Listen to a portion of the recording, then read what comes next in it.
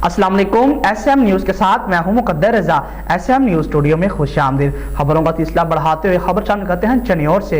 हुकूमत पंजाब की खसूसी हदायत पर डिप्टी कमिश्नर मोहम्मद रियाज ने म्यूनसिपल कॉरपोरेशन हॉल चनियोर में रेवेन्यू अवामी खिदमत खुली कचहरी का इनकाद किया गया। मजीद तफसीलात जानते हैं अपने नुमाइंदे वसीम दुरानी से। जी वसीम, बताइएगा क्या तफसीलात हैं आपके पास?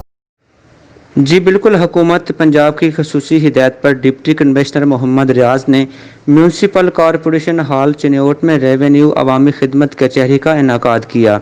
इनके हमरा असिस्टेंट कमिश्नर चनियोट गजाला कंवल और दीगर रेवेन्यू की अफसरान और अमला अराजी रिकॉर्ड सेंटर मौजूद था।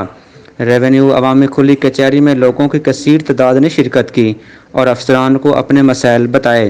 डिप्टी कमिश्नर और दीगर अफसरान ने मौके पर मसाइल हल करने के अहकामात जारी किए। दुरुस्तगी रिकॉर्ड, फ़र्द का इजरा, इंतकालात का इजरा, रजिस्ट्री, इनकम सर्टिफिकेट, मुआयना रिकॉर्ड, डोमिसाइल का इजरा और रेवेन्यू से मुतल्लिक़ दीगर मामलात को कचहरी में कायम शुदा काउंटर पर फौरी हल किए गए।